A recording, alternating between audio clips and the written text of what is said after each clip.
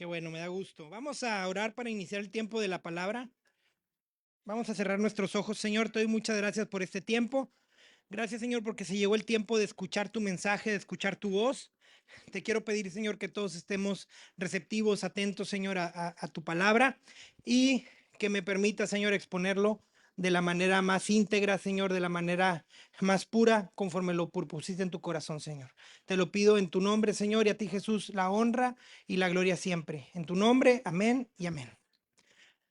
Bien, seguimos hoy con la serie En la fiesta. La semana pasada el pastor inició esta serie y predicó acerca de la Pascua. No sé cuántos se acuerdan de la palabra que dio el pastor la semana pasada y empezaba a ver las similitudes de la Pascua con el sacrificio de Jesús. Vimos cómo esa fiesta y cada una de las fiestas judías apuntan a Jesús, apuntan a la persona de Jesús y apuntan a la obra de Jesús. Y bueno, veíamos que Pascua se significa pasar por alto y cómo la sangre del corderito de la Pascua en el marco de la puerta hacía que la muerte pasara por alto de las casas de aquellos que habían manchado, que habían pintado sus puertas, sus marcos con la sangre del cordero pascual. Ahora vamos a ver la segunda fiesta, que es la fiesta de los panes sin levadura. La fiesta de los panes sin levadura es una fiesta que se traslapa, que se junta con la fiesta de la Pascua. Gracias. Es prácticamente e incluso visto como una sola fiesta, la Pascua y los panes sin levadura. Vamos a ver el día de hoy qué es esa fiesta, de dónde sale la fiesta. La fiesta de los panes sin levadura es una celebración bíblica que conmemora la liberación de los israelitas de Egipto. Se celebra anualmente y consistía en comer pan sin levadura durante 7 días.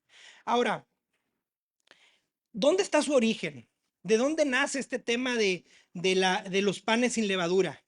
El origen lo encontramos en el libro de Éxodo, capítulo 12, versículo 8, y le dice Dios a Moisés: esa misma noche asarán la carne al fuego y la comerán acompañada de hojas verdes y amargas y pan sin levadura.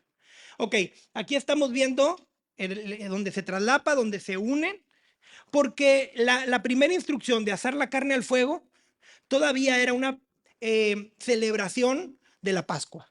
La carne al fuego era la carne del cordero pascual que previamente le habían quitado la sangre y con esa habían pintado los marcos que les mencionaba ahorita. Pero aparece otro elemento ahí en el menú. Aparece otro elemento que es los panes sin levadura. Ahorita vamos a ver más a detalle por qué sin levadura y por qué el Señor le dice a Moisés: inclúyelo en la cena de la Pascua. Dice el versículo 17, unos versos más adelante, dice: celebren el festival.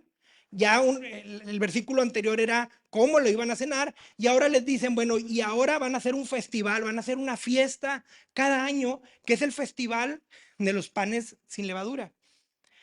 Porque les recordará que este mismo día yo saqué a sus grandes multitudes de la tierra de Egipto. Ese festival será para ustedes una ley perpetua. Celebren este día de generación en generación. Ahora, probablemente te estés diciendo, pues es lo mismo. Se trataba de lo mismo, era el éxodo, era la salida del pueblo de Israel de Egipto, era la misma cena, era el mismo evento, ¿cómo para qué dividirlos? Y mira, aquí puse una pantalla, la diferencia entre Pascua y panes sin levadura, para poderla tener bien claro antes de arrancar. No sé si me pueden ayudar, chicos, con la siguiente pantalla. La Pascua, esta fiesta conmemora cuando la muerte pasó por alto o pasó de largo las casas de los hebreos que habían puesto la sangre del cordero pascual en los marcos de sus puertas. La fiesta de los panes sin levadura conmemora cuando Dios sacó a las multitudes del pueblo de Israel de Egipto. Ok, para tenerlo más claro, la Pascua celebraban el que la muerte pasó por alto. La Pascua, el pueblo de Israel iban a celebrar en esa fiesta que sus primogénitos no los había matado ese ángel que estaba pasando de casa en casa. Esa era la Pascua. Ahora, la fiesta de los panes sin levadura Era la conmemoración de lo que vino inmediatamente después, que fue libertad, la salida de la esclavitud. Pareciera que es lo mismo, pero son dos fiestas diferentes. Incluso en los tiempos de Jesús, muchos años después del Éxodo, dice la palabra de Dios en Mateo 26, 17, nos dice que para ellos ya era la misma fiesta, era una sola fiesta. Dice, el primer día del festival de los panes sin levadura, los discípulos se acercaron a Jesús y le preguntaron, ¿dónde quieres que te preparemos la cena de Pascua? ¿Cuándo? En el primer día del festival de los panes. ¿Ok? Entonces, el pueblo de Israel lo veía como un solo evento, y esto porque puse aquí también una pantalla para explicar más o menos los tiempos en que se celebraban estas fiestas. ¿Sí? Recordemos una cosa, en el calendario de ellos, no es como nuestro calendario, que pues, nuestro día inicia a las 12 de la madrugada, en el 0000, ¿sí? Y empezamos con la madrugada y luego amanece y luego oscurece y luego a las 11:59 de la noche se acaba el día, ¿sí? Para ellos era diferente, para ellos el día iniciaba con la noche, ¿sí? Basados en la creación, cuando el Señor hizo la luz y después dijo, y fue la noche y el día, un solo día. Entonces, para ellos, iniciaban el día en la noche y terminaba, lo que es para nosotros, el siguiente día cuando se va el sol. Entonces, según su calendario, el día 14 del mes Nisan, que era cuando se hacía lo de la Pascua, era el tiempo de preparación. ¿Cuándo lo preparaban? Cuando ya había luz. Y preparaban a ese cordero que tenían en sus casas, que tenían 4 días con ellos, lo preparaban para degollarlo, para que sacarle la sangre, ya con la instrucción de pintar el marco de la puerta, y entre la tarde y la puesta del sol, tenía que ser justo ahí, entonces iban a comer a ese cordero. Y el día 15, que ya era cuando el sol se había ido y ya era de noche, entonces comenzaban la fiesta de los panes sin levadura. Yo sé que es un poquito confuso porque a ver qué día y cómo y esto es de inmediato, pero es más o menos para poder entender, sí, los calendarios y el acomodo o cómo se llevaba a cabo esta fiesta. Ahora, tú te podrás preguntar, y sobre todo los que han estado el miércoles en el estudio de Gálatas, ¿por qué nos están hablando de fiestas judías, de tradiciones judías, y en el miércoles nos han estado dice y dice y dice que nosotros no tenemos que estar atados y esclavizados a la ley de Moisés, que nosotros no tenemos nada que ver con esas tradiciones? ¿Qué tiene que ver esto? Y mira, dice la palabra de Dios en Colosenses 2, versículo 16 y 17. Por lo tanto, no permitan que nadie los condene por lo que comen o beben, o porque no celebran ciertos días santos ni ceremonias por luna nueva ni los días de descanso, pues esas reglas son solo sombras de la realidad que vendrá y Cristo mismo es esa realidad. ¿Por qué lo estamos haciendo? Porque Cristo es esa realidad de todas estas celebraciones judías. ¿Qué te digo con esto? Que todo el Antiguo Testamento, desde Génesis hasta Malaquías, todo apunta a la persona de Jesús. Todo tiene que ver con Jesús, con su persona, con su obra, absolutamente todo. El hecho del día de hoy y el día de ayer y nuestros siguientes 2 domingos, estudiar o predicar estas fiestas, tiene que ver porque vamos a resaltar, a exaltar la obra del Señor Jesucristo en nuestras vidas. Y Él es esa misma realidad. También Él es el tabernáculo, ¿sí? Que es mucho mejor y mucho más perfecto del tabernáculo de Moisés, que el tabernáculo de Moisés. Ahora, entendiendo esto, me gustaría que fuéramos para ir empatando, para ir viendo cómo se parece la obra de Jesús con la fiesta de los panes sin levaduras. Número 1, la salida de la esclavitud tenía que ser de inmediato. Éxodo 12:39 dice, salieron de Egipto con tanta prisa que no tuvieron tiempo ni de preparar comida. Por eso tomaron la masa sin levadura que sacaron de Egipto y con ella hicieron pan. La instrucción fue, váyanse. Una vez que el ángel de la muerte pasó de largo, una vez que el ángel de la muerte no tocó a los primogénitos de Israel porque estaban cubiertos con esa sangre del Cordero Pascual, lo que seguía era, vámonos. Estaban en esclavitud en Egipto y era salir de Egipto. ¿A dónde? A una tierra prometida que Dios les había, valga la redundancia, les había prometido. La salida de Egipto tenía que ser de inmediato. Había varios factores. Una era que el faraón los estaba corriendo ya. Necesito que se vayan ya.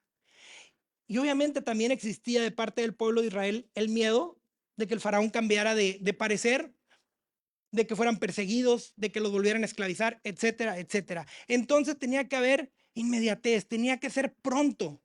Dice la palabra de Dios en Romanos 5:18. Así es, un solo pecado de Adán trae condenación para todos, pero un solo acto de justicia de Cristo trae una relación correcta con Dios y vida nueva para todos. ¿Qué es esto?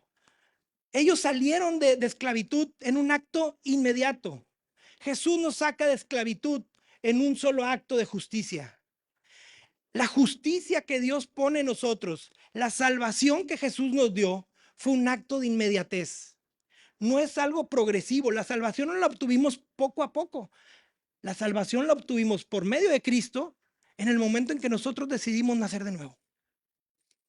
La santificación sí es un acto progresivo. El vivir en santidad es caminar poco a poco, es todos los días, ¿sí? Como dice el apóstol Pablo en Filipenses, su obra se va a ir perfeccionando en nosotros hasta el día de Jesucristo. Pero la justicia de Dios es de inmediato. La justicia es de una. ¿Sí? El salir de esclavitud no es decir, bueno, me voy llevando mis cosas poco a poco, como cuando nos mudamos, ¿no? Decir, bueno, me entregan la casa y hoy llevo unas cajitas y mañana llevo el comedor y me voy llevando poco a poco las cosas. No, salir de esclavitud a libertad es un acto que se tiene que hacer de inmediato. Y Jesús nos lo brindó de inmediato como la salida del pueblo de Israel de Egipto. No es poco a poco. Si ya tienes mudándote desde hace rato, a lo mejor algo andamos haciendo mal. Porque esto tiene que ser de una. Punto número 2. ¿Qué tiene que ver con Jesús? El pan sin levadura es un pan sencillo. Ahí puse un ejemplo. El pan ácimo, el pan sin levadura. Este chiste no lo hice en la mañana porque no estaba la persona, pero ahorita que está Ceci, lo puedo decir. Ceci le gustan mucho los panes aburridos. Esos que no tienen nada. Esos panes que son hasta como mazocudos. Esos panes que no tienen brillito. ¿Cómo se le llama? Sí, azúcar y que no tienen exacto. Así un pan sencillo, ¿no? Más o menos así es el pan ácimo, así es el pan sin levadura, porque además lo hicieron, no tenían, imagínate, salieron y dice la Biblia que se llevaron sus tablas de amasar, se llevaron la masa sin levadura y una vez que salieron empezaron a preparar el pan sin levadura, pues no traían los moldecitos, ¿verdad? Ay, pásame el molde de estrella, pásame el molde de la lunita, pásame. Eran como el mapa de como a veces nos salen las tortillas, ¿no? Así, todas para todos lados. ¿Qué tiene que ver con esto? El pan sin levadura es sencillo. Es masa, es agua. Jesús dijo, aprendan de mí que soy manso y humilde. Tenemos que ser sencillos. Tenemos que ser humildes. Tenemos que ser una masa, un pan, ¿sí? Que el Señor vaya adornándonos, que el Señor nos vaya formando, que nos dé la forma. El Señor Jesús fue sencillo, fue humilde. El pan sin levadura no tiene más, pero en la sencillez y en la humildad de nuestro Señor, al igual que el pan sin levadura, cumplió el propósito que era necesario para su pueblo. El Señor cumplió el propósito para nuestras vidas. Número 3, un pan sin levadura significa una vida sin pecado y sin contaminación. Cristo nunca pecó, dice la palabra, pero Dios lo trató como si hubiera pecado para declararnos inocentes por medio de Cristo. El pan sin levadura es que no tiene levadura, no tiene esa esponjosidad. Y la levadura es una fermentación. La levadura son bacterias que al final, bueno, nuestro cuerpo lo resiste, pero está leudado, está contaminado. Nuestro Señor no se contaminó. Y mira algo bien interesante, es que la fiesta de la Pascua tenía que ver con la ganadería, por el tema del cordero, del cabrito. El tema de la fiesta de los panes sin levadura, con la agricultura, con la semilla, con el trigo. Y aquí hay una simbología muy interesante, porque une al agricultor y une al ganadero, Caín y Abel. Esto es, la obra del Señor Jesús es para buenos y para malos. La obra del Señor Jesús es para el que se ha equivocado y para el que no se ha equivocado. Él es nuestro pan sin levadura. Número 4, el pan sin levadura debe ser un recordatorio. El séptimo día, dice la palabra, darán a sus hijos la siguiente explicación. Hoy celebro lo que el Señor hizo por mí cuando salí de Egipto. Este festival anual será para ustedes una señal visible, como una marca grabada en la mano o en la frente, que les recuerde recitar siempre esta enseñanza del Señor. Con mano fuerte, el Señor los rescató de Egipto. Les decía en la mañana, ¿por qué le damos normalmente gracias a Dios? Por la vida, por la salud, por la provisión. Y pocas veces nos acordamos de decirle, Señor, gracias porque me salvaste con mano fuerte. Algo que jamás, jamás, bajo ninguna circunstancia y medio hubiéramos podido lograr. Señor, gracias porque me salvaste.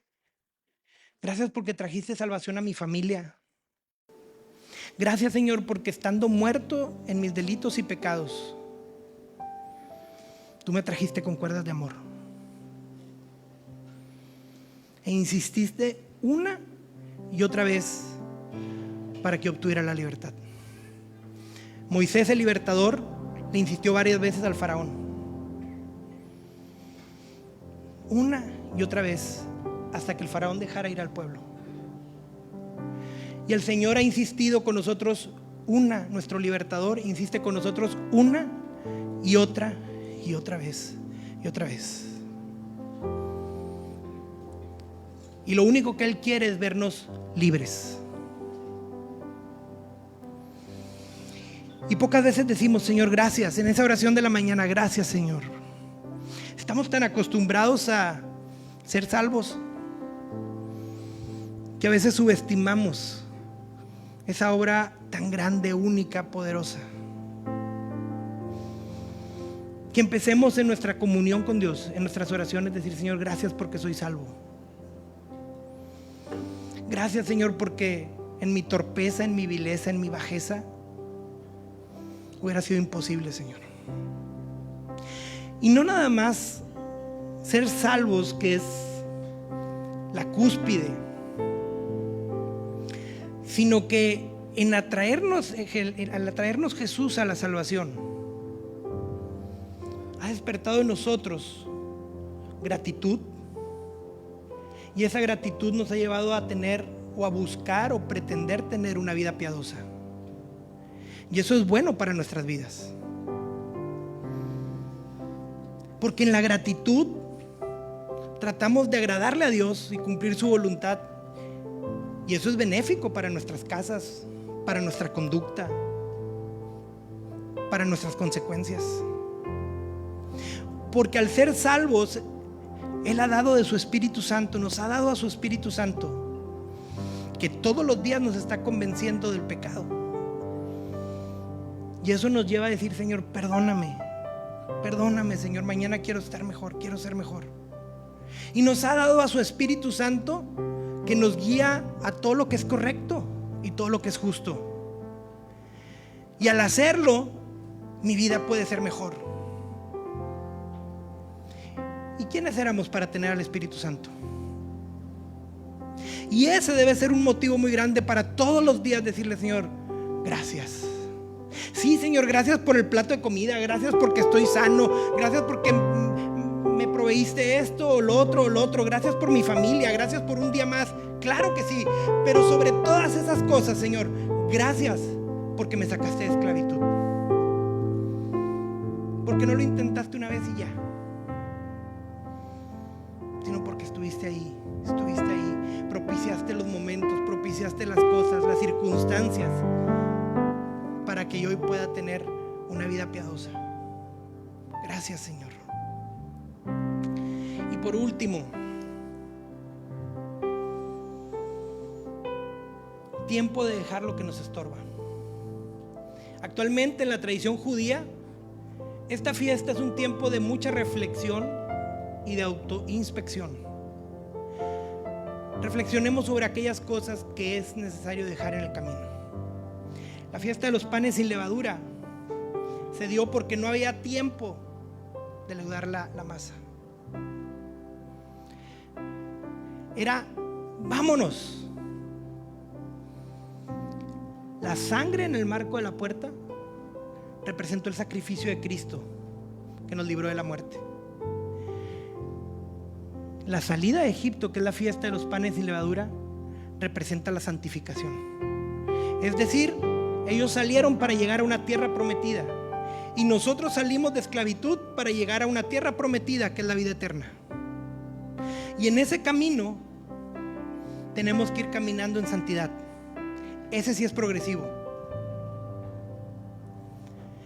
A los israelitas les iba a ser muy difícil cruzar el desierto para llegar a su tierra prometida con un montón de cosas. Lo comentaba en la mañana y un día nos tocó movernos de país y salir con 17 maletas y mis hijos chiquitillos.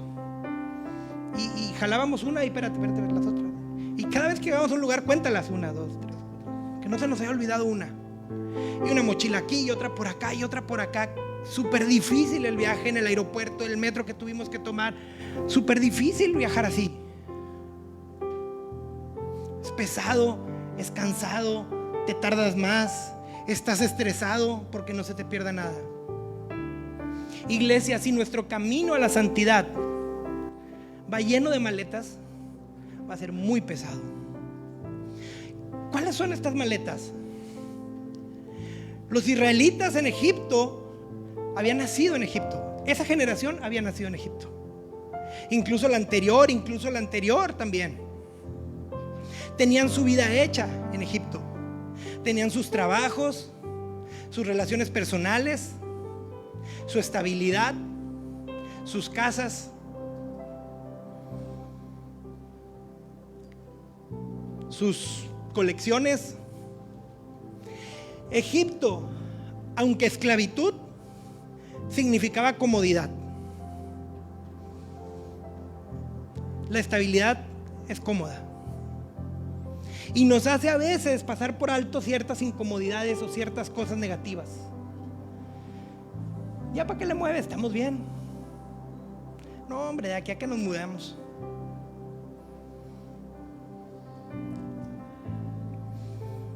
Mi familia y yo nos hemos mudado 2 veces. Y cuando siquiera insinuó que pudiera haber una tercera vez, no, me llueve. No, ya, estás mal.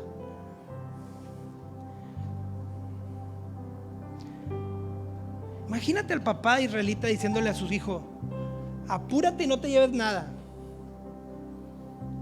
Nada, papá, mi play, nada. Papá, mi novia egipcia, nada. Oye, espérame, tengo un negocio aquí en Egipto, me tardó años levantarlo, nada, ahí se queda. El inventario, ahí se queda. Acabo de sacar el iPhone 16, se queda. La Mac, se queda. El carro, lo acabo de sacar, llevo 3 mensualidades, se queda. Y eso trasladémoslo a lo espiritual. Esas cosas que nos impiden caminar en santidad una y otra vez hasta llegar a nuestra tierra prometida. Esto es permitir que el Señor perfeccione su obra en nosotros hasta su día, hasta el día de Jesucristo. ¿Qué es eso? Que te dices: yo no me mudo. Puedo estar en esclavitud, pero es mi esclavitud. Puedo estar en esclavitud, pero es mi ciudad.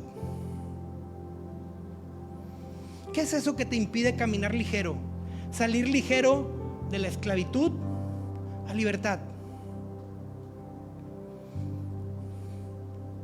Tu estrés por la situación económica no necesariamente tiene que ser un pecado. Puede ser un afán. ¿Qué te impide tener tiempos de comunión de calidad con el Señor? ¿Qué te impide venir aquí a su casa y aprender de la palabra? Aprovechar cada espacio de enseñanza en la palabra. ¿Qué te impide darte el tiempo de salir y predicar el evangelio a quien no tiene el evangelio? Es que ahorita tengo que trabajar a doble y a triple turno porque tengo mucha necesidad.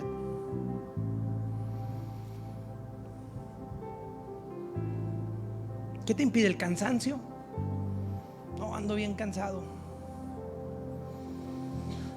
El Señor conoce mi corazón. Y se los dice a alguien que lo aplica mucho. El Señor conoce mi corazón, la verdad ando bien cansado. Hoy no tengo chance de orar. A dormir. ¿Qué te impide? Sabes que yo creo que lo que Dios quería al decirle salgan de una es que de manera radical dejaran de ser las personas que eran en Egipto para convertirse en nuevas personas que iban a tener una nueva identidad, que iban a tener una nación, que iban a tener una tierra, que iban a tener nuevas leyes, que iban a tener nuevas costumbres. Y eso, iglesia, el día de hoy se llama nacer de nuevo. Y lo que Dios quiere para nosotros es una nueva identidad, nuevos hábitos, nuevas formas, nuevo estilo de vida. Deja atrás todo lo demás. Es un asunto de inmediatez, es una decisión radical. Voy a invitar a que te pongas de pie y cierres tus ojos un momento.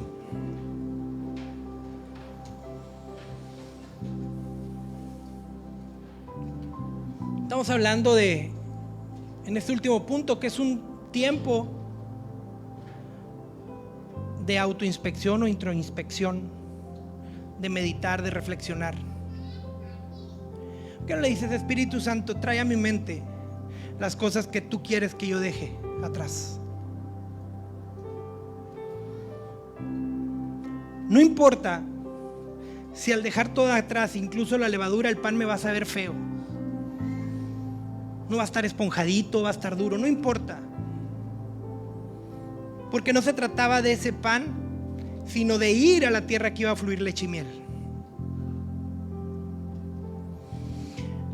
Espíritu Santo, te pido en esta mañana, tarde, que traigas a nuestra mente esas cosas que hay que dejar atrás para empezar nuestro camino de santidad, para empezar nuestra salida a la libertad, para dejar atrás esas cosas que nos atan, que nos esclavizan. Espíritu Santo, haznos caminar de la manera que tú quieres, llevándonos tú de la mano y vivir realmente en esa perfección, en ese crecimiento, que sea progresivo, Señor, la obra tuya en mi vida. Trae convencimiento, Espíritu Santo, de esas cosas, pero sobre todo trae en nosotros la voluntad radical de decir: dejo esto, esto y esto y esto y esto en Egipto. No importa lo que me he tardado en construir eso, no importa que es algo que me gusta, algo que disfruto, pero si me va a estorbar, Señor, para que yo salga a la libertad, ayúdame a dejarlo atrás, Señor. Y también, Señor, en esta tarde levantamos nuestras manos para decirte gracias por ser nuestro pan sin levadura, Señor. Porque un gramo de levadura, Señor, en tu vida hubiera impedido el sacrificio perfecto. Gracias, Señor, porque tu vida no se leudó. Gracias, Señor, porque tu vida se mantuvo íntegra a diferencia de nosotros. Gracias, Señor, porque la sangre tuya, Señor, fue una sangre pura, perfecta, poderosa, que nos dio la libertad. Gracias, Señor. Gracias. Gracias porque fuiste presentado en esa cruz sin ninguna contaminación. Gracias, Señor, por la salvación tan hermosa que has proveído, una salvación que jamás hubiéramos podido tener. Y no solamente eso, Señor, sino porque mientras estamos aquí en la tierra Nos permites, Señor, vivir una vida piadosa y nos enseñas, y cuando nos equivocamos y caemos, nos levantas con tanto amor, Señor, y nos llevas a intentarlo otra vez y otra vez. Y eso, Señor, ha sido benéfico para nuestras vidas y para nuestra familia. Gracias, Señor. Gracias, porque no merecíamos más que la ira del Padre, y sin embargo, Señor, tú has insistido una y otra vez en cada uno de nosotros. Gracias, Señor. A ti, Jesús, que sea siempre toda la honra y toda la gloria. Siempre, Señor.